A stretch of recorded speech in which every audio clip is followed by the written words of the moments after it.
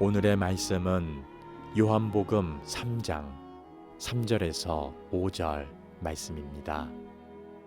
예수께서 대답하여 이르시되 진실로 진실로 내게 이르노니 사람이 거듭나지 아니하면 하나님의 나라를 볼 수 없느니라. 니고데모가 이르되 사람이 늙으면 어떻게 날 수 있사옵나이까? 두 번째 모태에 들어갔다가 날 수 있사옵나이까? 예수께서 대답하시되 진실로 진실로 내게 이르노니 사람이 물과 성령으로 나지 아니하면 하나님의 나라에 들어갈 수 없느니라. 아멘.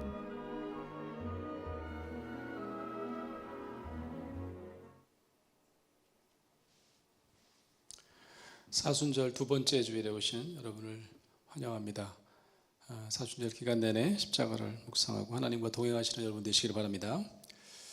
요즘에 여러분 그 신중년이라는 말을 들어보셨습니까? 신중년. 보통 이제 우리가 신세대, 구세대 이렇게 얘기하잖아요. 그러면 이제 중년에 들어가면 구세대라고 그래야 되는데 구세대처럼 살지 않고 신세대처럼 사는, 자신을 가꾸기도 하고 멋도 내고 이런 중년들을 꽃중년이라고도 하고 신중년이라는 표현을 요즘 많이 씁니다. 학자들도 이제 그런 말을 쓰기 시작하는데요. 사실 이 신중년이라는 말은 어디서 나온 거냐면 인생이 길어져서 인생이 이제 보통 50대 중반만 되면 현직에서 은퇴하는 분이 많은데 인생 끝난 거 아니다. 인생 이모작이라는 얘기를 많이 하면서 이 신중년이라는 단어가 등장한 것 같아요. 요즘에는 이제 은퇴한 다음에 새로운 이제 인생 이막을 펼쳐라, 인생 이모작도 모자라서 요즘에는 이제 인생 삼모작 얘기를 해요. 그래서 인생을 3번 살아야 된다는 거죠. 그래서 은퇴한 다음에 100세 넘게 사시는 연세대학교의 한 철학자 교수님은 자기 인생의 황금기는 65세에 시작됐다. 뭐 그런 거잖아요. 그럼 이제 그때부터는 이제 인생 이제 3모작을 해야 된다. 요즘에 이제 2모작도 빨리 끝나요. 50대 중반이 아니라 더 일찍 은퇴하는 분들, 또 젊은 세대들은 더 빨리 직장을 바꾸고자 하는 욕구가 있어서 한 30대부터 2모작이 시작된다. 이런 말들도 많이 합니다. 누구나 요즘에 100세 시대가 열렸다고 그러는데 여러분 믿어지시나요? 100세 사실 것 같으세요? 잘하면 100세 살 것 같지 않아요? 저는 예전에 이제 어린 시절에 이제 교회를 출석하면서 구약 성경을 읽으면 너무 이게 좀 황당한 얘기가 써 있는 거예요. 구약 성경 인물도 너무 오래 살아. 그래가지고 노아의 나이를 봤더니요. 노아의 나이가 몇 살로 나온 줄 아십니까? 노아가 950살까지 살았대요. 그거 보면서 내가 덮으려고 그랬잖아. 성경 이 뭐야? 이 만화책이야? 이 말이 안 된다 이거. 그래서 이 하나님의 어떤 시간과 인간의 시간은 뭐 다른가? 셈법이 다른가? 아브라함 정도만 해도 좀 이것도 그때 당시엔 175세? 야 이거 어마어마한 나이 아닙니까? 이 나이 갖고 이제 조사한 분들을 제가 글을 읽어보니까 다 조사를 해본 거예요. 성경에 등장하는 구약 성경에 노아의 홍수 이후에 세상이 바뀌지 않습니까? 이제 세상을 다 멸하시고 노아 홍수 이후에 평균 수명이 노아는 아까 950세라고 그랬는데 평균 수명이 좀 줄어듭니다. 483세예요. 성경에 나와 있는 족장들의 인물의 어떤 나이가. 그 다음에 바벨탑 이후에 또 한 번 이제 세상이 바뀌잖아요. 바벨탑 이후에 조금 줄어. 평균 수명이 212세입니다. 212세. 자, 여러분 이런 생각이 드시죠? 이거 그래도 좀 이거 과학적으로 요즘에 많이 이제 100세, 150세까지 얘기하는데 이 과학적으로 가능할까? 가능할 것 같지 않죠? 제가 예전에 캘리포니아 산호세 지역에 산 적이 있어요. 여기 실리콘밸리라고 이름을 붙입니다. 소위 IT 산업의 본산지라고 해서 실리콘밸리에 많은 IT 전문가들이 모여서 연구도 하고 회사도 하고 있어요. 제가 거기서 잠깐 산 적이 있는데 연구년 때 한 8개월 살았거든요. 근데 누가 그러더라고요. 거기에 똑똑한 사람이 제일 많이 사는 동네래요. PhD, 박사학위 가진 사람이 제일 많이 사는 동네가 바로 실리콘밸리다. 요즘에 누가 또 그걸로 몰려드냐면 의학 전문가들이 몰려듭니다. 의료인들 중에서 연구자들, 노인병 연구재단이 많이 생겼더라고요. 실리콘밸리에. 수백만 가지 유전자 정보를 이제 과학적으로 활용해서 난치병 극복 프로젝트를 하는 거죠. 그 산호세에서 하는, 실리콘밸리에서 하는 난치병 프로젝트의 이름이 뭔지 아십니까? 놀라지 마세요. 이름이 500세 프로젝트예요. 만화가가 아니고 몽상가가 아니고 과학자들이 프로젝트를 하는데 이름이 500세 프로젝트다. 야, 이거 아까 제가 얘기한 평균 수명 비슷하지 않아요? 노아 이후에 성경에 등장하는 사람들의 평균 수명이 483세라는데, 오늘 우리에게 주어진 교회력 말씀을 보니까 요한복음 3장입니다. 이 3장을 잘 살펴보면 신약 성경을 봐도 예수님에게 어떤 수면 연장과 같은 우리 현대인의 소망과 같이 영원히 살고 싶은 소망, 영생에 대한 소망을 드러낸 인물이 등장하고 있습니다. 바로 바리새인이었던 니고데모입니다. 성경은 이 사람이 유대인 지도자격의 인물이다 라고 소개하고 있습니다. 이분은 예수님께 찾아와서 예수님을 굉장히 높여서 얘기를 해요. 2절에 보면 이런 말씀이 있습니다. 랍비여, 선생님이라고 불러요. 우리가 당신은 하나님께로부터 오신 선생인 줄 아나이다. 하나님이 함께 하시지 아니하면 당신이 행하시는 이 표적을 아무도 할 수 없을 것입니다. 이 기적을 일으키는 거 보면 이거 분명히 당신은 하나님과 연관이 있습니다. 이런 얘기를 하는 겁니다. 그런데 그저 이렇게 얘기하는데 예수님은 묻지도 않은 니고데모에게 예수님은 하나님 나라에 대한 말씀을 선포하세요. 천국에 대한 말씀을 선포하십니다. 3절에 보면 진실로 진실로 내게 이르노니 사람이 거듭나지 아니하면 하나님의 나라를 볼 수 없느니라. 이런 말씀을 하세요. 우리 크리스찬들은 지금 이제 저와 여러분은 이제 그 거듭남에 대한 이제 교리를 익숙하게 알고 있어요. 중생에 대한 어떤 신학적 교리에 익숙해요. 그러니까 이런 말 해도 아마 안 놀랐을 텐데 지금 우리가 들어도. 하지만 니고데모에게는 그때 당시 니고데모에게는 처음 듣는 이야기입니다. 당연히 물을 수밖에 없어요. 그래서 4절에 이렇게 되어 있습니다. 사람이 늙으면 어떻게 다시 태어날 수가 있죠? 두 번째 모태에 들어갔다 나오란 말입니까? 뭐 이런 거죠. 다시 엄마 뱃속으로 들어갔다 나오라고요? 뭐 이런 거죠. 이때 다시 예수님은 우리가 암송하는 아주 유명한 말씀으로 답변을 하시죠. 진실로 진실로 내게 이르노니 사람이 물과 성령으로 나지 아니하면 하나님의 나라에 들어갈 수 없느니라. 이런 말씀을 합니다. 물과 성령으로 나지 않으면, 여러분 물은 좀 이해할 만하지 않습니까? 세례 요한이 이미 그때 당시 강가에서 수없이 많은 세례 의식을 행했습니다. 그러니까 물로 세례 받는 거, 물로 다시 태어난다는 거 이해가 돼요. 근데 성령으로 난다는 게 뭘까요? 저는 이미 구약 성경을 우리가 창세기부터 읽어보면 하나님의 영, 즉 성령이 등장하는 점을 여러분과 함께 주목하고 싶습니다. 여러분 잘 아시는 창세기 1장 2절을 한번 볼게요. 2절에 뭐라고 되어 있냐면 이렇게 되어 있습니다. 땅이 혼돈하고 공허하며 흑암이 깊음 위에 있고, 뭐가 수면 위에 운행하신다고요? 하나님의 영은 수면 위에 운행하시느니라. 태초에 하나님의 영이 모든 창조되기 이전부터 있었어요. 뿐만 아닙니다. 이 하나님의 영은 인간의 창조에도 관여를 해요. 인간의 창조도 하나님의 영과 상관이 있습니다. 창세기 2장 7절 말씀을 보면요, 이런 말씀이 있죠. 여호와 하나님이 땅의 흙으로 사람을 지으시고 생기를 그 코에 불어넣으시니, 이 생기라고 하는 단어는요 히브리어로 루하흐라고 하는 단어인데 바람이라는 뜻입니다. 숨이라는 뜻이에요. 근데 뭐랑 또 같은 뜻으로 쓰이냐면 똑같은 의미로 영이라고 하는, 하나님의 영을, 하나님의 숨을, 바람을 코에 불어넣었더니 사람이 생령이 되니라. 생령, 살아있는 영입니다. 이미 우리는 영으로 지음을 받았어요.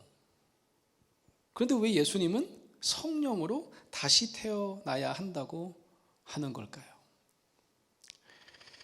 아마도 이 에덴 동산에서 이 하나님과 그리고 대자연과 함께 살았던 이 아담에게는 분명히 하나님의 영이 깃든 생명으로 살았을 거예요. 그렇죠? 그런데 아담에게 무슨 일이 있었던 걸까요? 아담에게 큰 변화가 일어났습니다. 창세기는 그걸 잘 우리에게 보여주고 있어요. 아담의 영의 문제가 일어난 일은 바로 선악과를 탐할 때부터였습니다. 먹지 말라고 그러셨는데 이건 먹으면 선과 악을 알게 되고 하나님처럼 된다고 유혹을 받는 거죠. 여러분, 선악을 안다는 게 무슨 의미일까요? 이건 뭐 나쁜 거 아닌 거 아닌가? 우리가 도덕적인 사람이 된다는 뜻 아닌가? 이렇게 우리가 생각할 때가 많은데 19세기에 철학자들이요, 제가 이렇게 보면 굉장히 자연에 대한 욕을 많이 했어요. 인간에 대한 연구도 많이 했지만 자연에 대한 연구를 많이 했는데, 제가 19세기 영국의 철학자, 굉장히 유명한 철학자 토마스 칼라일이라고 하는 사람이 대자연을 이렇게 설명한 적이 있습니다. 대자연은 하나님의 의복이래요. 하나님의 의복이래요.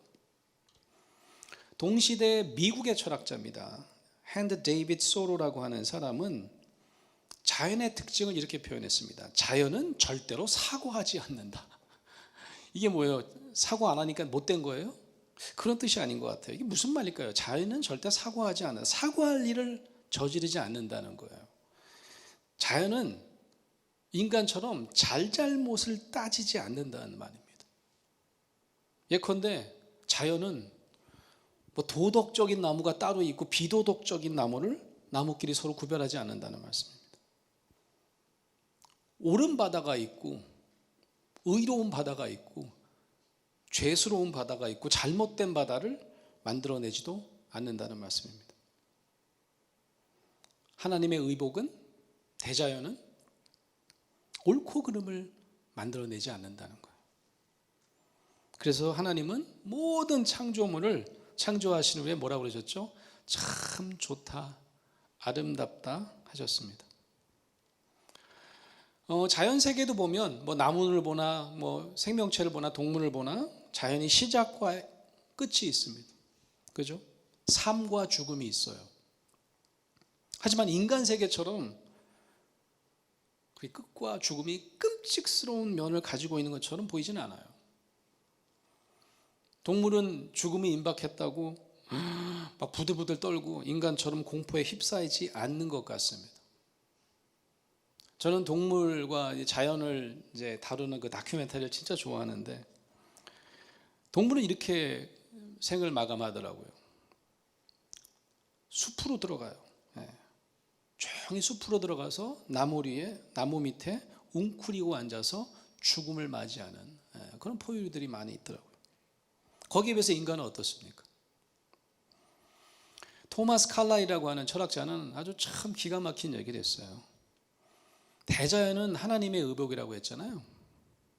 인간의 의복은 하나님과 의복에 좀 반대되는 특징을 갖고 있대요.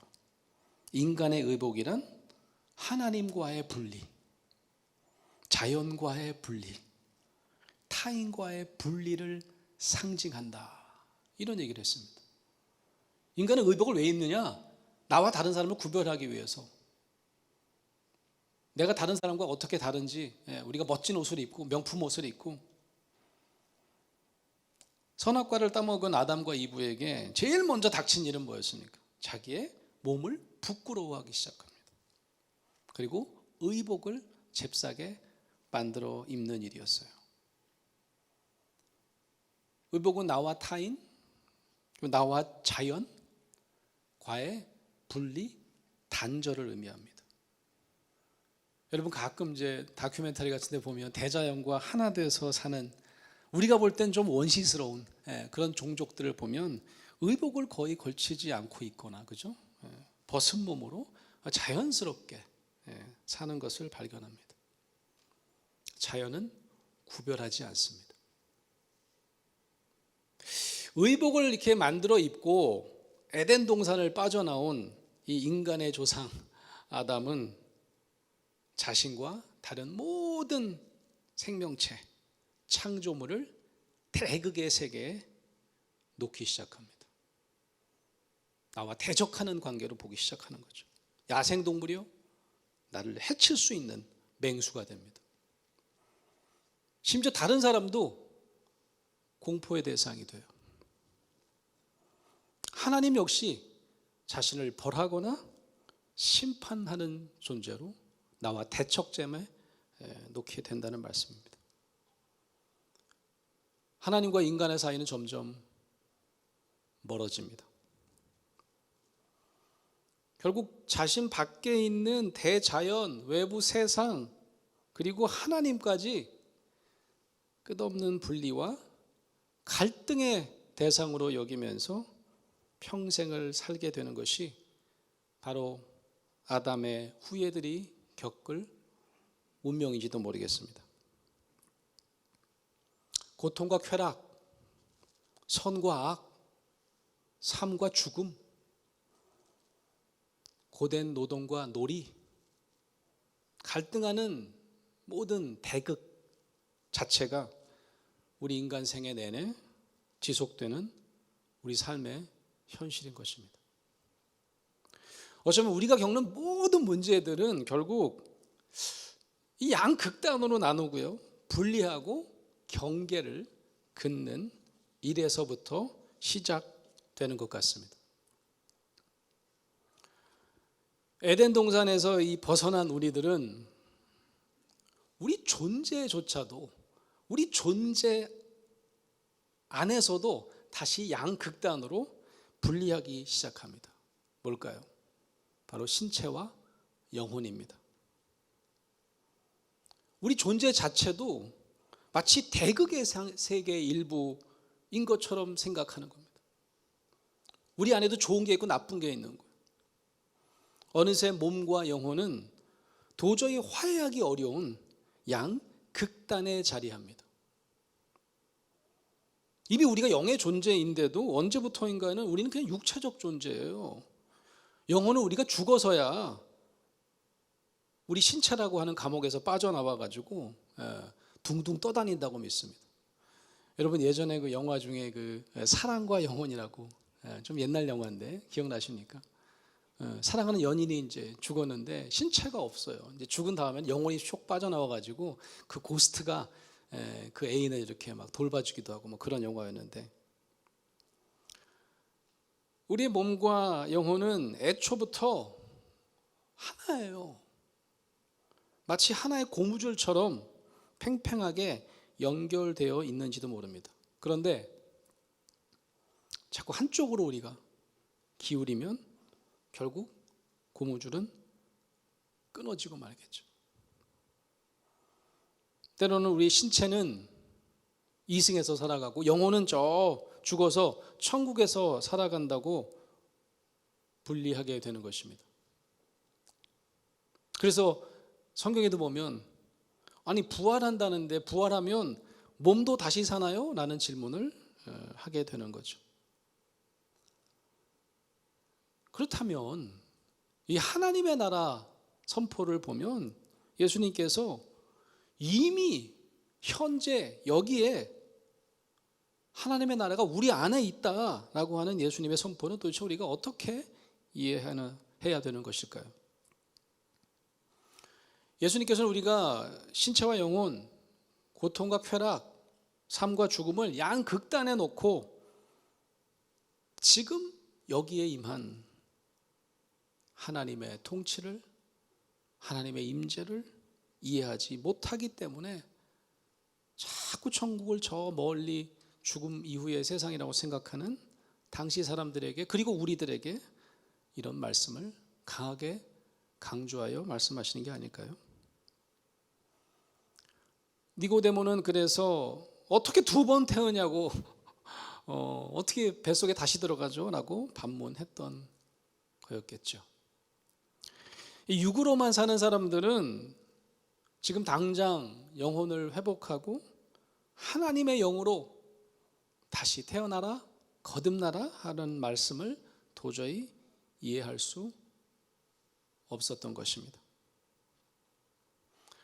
여러분, 성경에 포함되어 있는 당시 이제 예수님을 기록한 사람들, 이런 걸 이제 정경이라고 하죠. 성경에 남아 있는 이제 책은 정경인데 위경이라고 하는 게 있어요. 당시에 이제 예수님을 따르던 제자들인데 복음서를 남겼는데 그 복음서는 이제 이 정경 안에 포함이 안 된 거죠. 그래서 위경이라고 하는데 위경도 연구하는 분들이 많습니다. 여러분 잘 아시는 제자 도마 있죠, 도마. 도마도 나중에 그 인도 지방에서 선교하다가 이제 순교합니다. 이 도마도 복음서를 남겨요. 그래서 도마 복음서에 대한 연구가 참 많이 있는데, 도마 복음서에 보면요, 이런 선포의 말씀이 있어요. 여러분이 처음 들어보실 텐데 한번 같이 볼게요. 이런 말씀이에요. 비슷한 말씀이 이제 다른 성경에도 나오죠. 여러분 그 아이를 비유해서 천국의 주인공은 아이들이다, 이런 말씀 나오는데, 이 도마 복음서는 이렇게 나와 있습니다. 사람들이 예수께 물었습니다. 어린아이처럼 되면 하늘나라에 들어가는 것입니까? 예수님께서 이렇게 말씀하십니다. 너희가 둘을 하나로 만들 때, 안을 밖처럼 밖을 안처럼 위는 아래처럼 만들 때, 그리고 남자와 여자를 하나로 만들 때 너희는 그 왕국에 들어가리라. 전 참 굉장히 철학적인 말처럼 들리는데, 저는 이 도마복음서의 예수님 말씀이 너무 마음에 와닿았어요. 천국은 우리가 경계를 무너뜨릴 때 찾아옵니다. 나와 다른 사람을 구별하고, 죄인과 의인을 구별하고, 언제나 나는 의인이고 상대방은 죄인이고, 내 편과 내 적을 구별하면 천국은 우리 곁에서 자취를 감추고 맙니다. 왜냐? 하나님은 경계를 허무는 분이시기 때문입니다. 특별히 육신과 영혼을 구별하지 않을 때 우리는 비로소 창조 때 우리 안에 있었던 하나님의 형상을 회복할 수 있는 거겠죠. 바로 예수님이 우리에게 오신 이유입니다. 이걸 알려주시기 위해서. 하나님의 시간은 그래서 저 멀리 훗날에 있는 게 아니에요. 하나님의 시간은 미래를 향하고 있지도 않아요. 천국의 비밀은 바로 여기에, 영원한 현재, 끝없는 현재를 그분과 함께 누리면서 사는 데 있습니다. 영혼을 늘 자기 존재 바깥으로 밀어내놓고 사는 우리 모두에게 가장 중요한 것은 바로 지금 하나님의 영을 인식하고 회복하는 일이라는 말씀입니다. 그럴 때 아담이 태초의 에덴 동산에서 누렸던 조화와 행복, 대자연과 또 하나님과 하나였던 그 샬롬을 우리가 다시금 누릴 수 있을 것입니다. 그래도 아직 육신의 삶과 영혼의 삶을 이렇게 구별하면서 살 수밖에 없는 우리들에게 주시는 예수님의 말씀, 요한복음 3장 말씀을 드라마 바이블로 함께 묵상하시겠습니다. 제3장. 그런데 바리새인 중에 니고데모라 하는 사람이 있으니 유대인의 지도자라. 그가 밤에 예수께 와서 이르되, 랍비여, 우리가 당신은 하나님께로부터 오신 선생인 줄 아나이다. 하나님이 함께 하시지 아니하시면 당신이 행하시는 이 표적을 아무도 할 수 없음이니이다. 진실로 진실로 내게 이르노니 사람이 거듭나지 아니하면 하나님의 나라를 볼 수 없느니라. 사람이 늙으면 어떻게 날 수 있사옵나이까? 두 번째 모태에 들어갔다가 날 수 있사옵나이까? 진실로 진실로 내게 이르노니 사람이 물과 성령으로 나지 아니하면 하나님의 나라에 들어갈 수 없느니라. 육으로 난 것은 육이요 영으로 난 것은 영이니 내가 네게 거듭나야 하겠다 하는 말을 놀랍게 여기지 말라. 바람이 임의로 불매 네가 그 소리는 들어도 어디서 와서 어디로 가는지 알지 못하나니 성령으로 난 사람도 다 그러하니라. 어찌 그러한 일이 있을 수 있나이까? 너는 이스라엘의 선생으로서 이러한 것들을 알지 못하느냐? 진실로 진실로 내게 이르노니 우리는 아는 것을 말하고 본 것을 증언하노라. 그러나 너희가 우리의 증언을 받지 아니하는도다. 내가 땅의 일을 말하여도 너희가 믿지 아니하거든. 하물며 하늘의 일을 말하면 어떻게 믿겠느냐? 하늘에서 내려온 자 곧 인자 외에는 하늘에 올라간 자가 없느니라. 모세가 광야에서 뱀을 든 것 같이 인자도 들려야 하리니 이는 그를 믿는 자마다 영생을 얻게 하려 하심이니라. 하나님이 세상을 이처럼 사랑하사 독생자를 주셨으니 이는 그를 믿는 자마다 멸망하지 않고 영생을 얻게 하려 하심이라. 하나님이 그 아들을 세상에 보내신 것은 세상을 심판하려 하심이 아니요 그로 말미암아 세상이 구원을 받게 하려 하심이라. 그를 믿는 자는 심판을 받지 아니하는 것이요 믿지 아니하는 자는 하나님의 독생자의 이름을 믿지 아니하므로 벌써 심판을 받은 것이니라. 그 정죄는 이것이니 곧 빛이 세상에 왔으되 사람들이 자기 행위가 악함으로 빛보다 어두움을 더 사랑한 것이니라. 악을 행하는 자마다 빛을 미워하여 빛으로 오지 아니하나니 이는 그 행위가 드러날까 하며 진리를 따르는 자는 빛으로 오나니 이는 그 행위가 하나님 안에서 행한 것임을 나타내려 함이라. 그 후에 예수께서 제자들과 유대 땅으로 가서 거기 함께 유하시며 세례를 베푸시더라. 요한도 살렘 가까운 에논에서 세례를 베푸니 거기 물이 많으니라. 그러므로 사람들이 와서 세례를 받더라. 요한이 아직 옥에 갇히지 아니하였더라. 이에 요한의 제자 중에서 한 유대인과 더불어 정결 예식에 대하여 변론이 되었더니 그들이 요한에게 가서 이르되 랍비여, 선생님과 함께 요단강 저편에 있더니 곧 선생님이 증언하시던 이가 세례를 베풀매 사람이 다 그에게로 가더이다. 만일 하늘에서 주신 바 아니면 사람이 아무것도 받을 수 없느니라. 내가 말한 바 나는 그리스도가 아니요 그의 앞에 보내심을 받은 자라고 한 것을 증언할 자는 너희니라. 신부를 취하는 자는 신랑이나 서서 신랑의 음성을 듣는 친구가 크게 기뻐하나니 나는 이러한 기쁨으로 충만하였노라. 그는 흥하여야 하겠고 나는 쇠하여야 하리라. 위로부터 오시는 이는 만물 위에 계시고 땅에서 난 이는 땅에 속하여 땅에 속한 것을 말하느니라. 하늘로부터 오시는 이는 만물 위에 계시나니 그가 친히 보고 들은 것을 증언하되 그의 증언을 받는 자가 없도다. 그의 증언을 받는 자는 하나님이 참되시다는 것을 인쳤느니라. 하나님이 보내신 이는 하나님의 말씀을 하나니 이는 하나님이 성령을 한량없이 주심이니라. 아버지께서 아들을 사랑하사 만물을 다 그의 손에 주셨으니 아들을 믿는 자에게는 영생이 있고 아들에게 순종하지 아니하는 자는 영생을 보지 못하고 도리어 하나님의 진노가 그 위에 머물러 있느니라.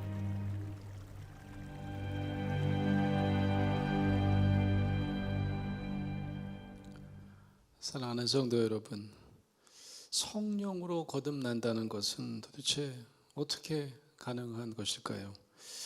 예수님은 우리에게 거듭나야 하겠다는 말을 놀랍게 여기지 마라 라고 당부하십니다. 8절에 보면 바람이 불면 그 소리는 들어도 어디서 와서 어디로 가는지 알지 못하는 것처럼 성령으로 난 사람도 어디서 와서 어디로 가는지 알지 못한다고 말씀하십니다. 성령으로 거듭난 사람은 영이신 하나님과 연합하여 사는 사람들입니다. 그래서 인간은 그때부터 인간의 시간이 아니라 하나님의 시간을 사는 사람들인 거죠. 예수님은 우리에게 영생을 얻게 하시려고 그 목적으로 이 땅에 오셨다고 요한복음 3장은 선포합니다. 요한복음 3장 16절 누구나 암송하는 말씀이죠. 하나님이 세상을 이처럼 사랑하사 독생자를 주셨으니 이는 그를 믿는 자마다 멸망하지 않고 영원히 사는 영생을 얻게 하려 하심이라. 이 말씀은 누가 뭐래도 신약성서 복음의 진수를 단 한 절로 표현한 유명한 말씀입니다. 그런데 이 말씀은요, 가장 많은 오해와 곡해를 만들어낸 말씀이기도 합니다. 죽음 이후에 저 세상의 신앙, 육신이 쇠하면 영혼이 사는 천당 가는 것이 바로 영생을 의미한다고 믿는 신앙은 요한복음 3장 16절 말씀의 가장 큰 오해입니다. 예수님이 말씀하신 천국, 하나님 나라는 바로 지금 여기에 이미 도래했다고 그분은 선포하시고 있기 때문입니다. 일부 기독교 전도자들이 그래서 예수 천당, 불신 지옥 이런 표를 들고 다니면서 노방 전도를 하곤 합니다. 삶과 죽음, 천당과 지옥으로 양극단으로 신앙을 나누면서 현재보다는 죽음 이후 혹은 세상의 종말을 논하는 이들이 많았습니다. 그들은 현재의 삶보다 다가올 미래에 관심을 두면서 인간의 시간에 얽매여 살았던 사람들입니다. 도래할 미래에 저 멀리 올 종말, 도래할 미래에 소망을 두는 것처럼 보이지만 현재의 삶은 그래서 의미가 없어요. 불안할 수밖에 없습니다. 이는 하나님이 원하시는 바가 아니라는 말씀입니다. 영원한 현재, 참 어려운 철학적 말 같은데 제가 영원한 현재에 대해서 통찰을 갖게 된 한 분이 계세요. 이분이 이제 크리스찬인데 사업을 하시다가 이제 잘못을 하셔서 감옥에 들어가게 됐어요. 감옥에 오랫동안 계셨어요. 그래서 처음에 감옥에 있을 때는 자기가 완전히 그냥 내가 과거에 왜 이렇게 살았을까? 내가 잘못한 것에 대해서 막 후회되고 막 그런 죄책감으로 한동안 살았대요. 하루하루가 가는데 계속해서 과거에 머물러 있는 삶을 산 거죠. 그죠? 그 다음에 어느 정도 시간이 지나니까 나 이제 나가면 이제 어느 정도 있다가 이제 나갈 텐데 나가면 다시 어떻게 재기하지? 야, 내가 재기할 수 있을까? 또 오지도 않은 미래의 불안을 또 꽉 체험해서 살았다는 거죠. 그러다가 어느 날 이분이 크리스찬인데 성경이 있더라는 거예요. 성경. 그래서 그때부터 이분이 가만히 있어봐. 내가 크리스찬이라고 말하는데 한 번도 성경을 처음부터 끝까지 본 적이 없네. 내가 그래서 하루에 그냥 성경을 이렇게 정해놓고 읽는 일에만 한번 몰두해봐야지 라고 하셨다는 거예요. 그래서 그때부터는 하루에 뭐 신약 몇 절, 구약 몇 절 읽기 시작합니다. 읽기 시작해요. 어느 순간부터는 모든 하루가 성경이 있는 것에만 집중이 되더래요. 그 다음부터 은혜를 경험하기 시작하는데 제가 꽤 오래 사는 것 같은데 정말 천년이 하루처럼 지나간다는 말씀처럼 시간이 훅 지나갔대요. 그러면서 저한테 그런 얘기를 하더라고요. 아니 내가요 그때 당시에 내가 오늘만 산다고 생각했던 것 같아요. 오늘 내가 읽어야 될 말씀. 그러면서 하나님과 함께하는 뜨거운 하나님의 시간을 그는 보낼 수 있었던 거죠. 하나님의 시간은 바로 하나님과 함께하는 연합하는 현재입니다. 태초부터 있었던 하나님의 영, 우리 안에 이미 찾아오신 성령이 바로 하나님과 우리를 다시 하나 되도록 묶어주십니다. 세례 요한은 예수님이 성령으로 다시 태어나 우리로 하여금 영원한 현재를, 영원한 천국을 살도록 우리에게 보내주신 선물임을 가장 잘 알았던 사람이었습니다. 그는 심지어 그의 제자들이 세례 요한처럼 똑같은 세례를 베풀고도 더 많은 군중을 몰고 다니는 예수님을 시기해서 이야기합니다. 그러자 세례 요한은 오늘 본문 말씀처럼 뭐라고 얘기하죠? 제자들에게 그는 흥하여야 하겠고 나는 쇠하여야 하리라. 어떻게 이런 겸손과 겸양의 말이 가능했는지 아십니까? 그는 성령이 임하신 예수님이 베푸신 세례의 진가를 제대로 알았기 때문입니다. 이제 진짜 세례를 받을 때가 왔다는 것을 그는 직감했던 겁니다. 그래서 34절에 하나님이 보내신 이는 하나님의 말씀을 하나니 이는 하나님이 성령을 하나님의 영을 한량없이 주심이니라. 이런 말씀을 한 거죠. 하나님의 시간은 영원한 현재입니다.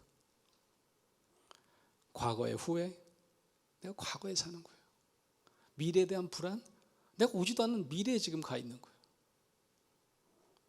영원한 현재에 살기 위해서는 우리도 이제 우리의 몸과 영혼을 나누는 일부터 바꿔야 합니다. 우린 이미 영적인 존재로 태어났기 때문입니다. 우리가 스스로 우리 자신을 영과 육으로 두 동강 내는 인식을 갖고 살아온 것일 뿐 실제로 우리는 애초에 하나님의 숨, 영이 가득한 사람이었다는 것을 반드시 기억하시기 바랍니다. 오늘부터 하나님의 영으로 우리 자신을 재인식하고 하나님의 숨을 다시 쉬면서 하나님과 함께하는 현재 이 시간, 영원한 현재를 누리시는 저와 여러분 되시기를 간절히 축원합니다.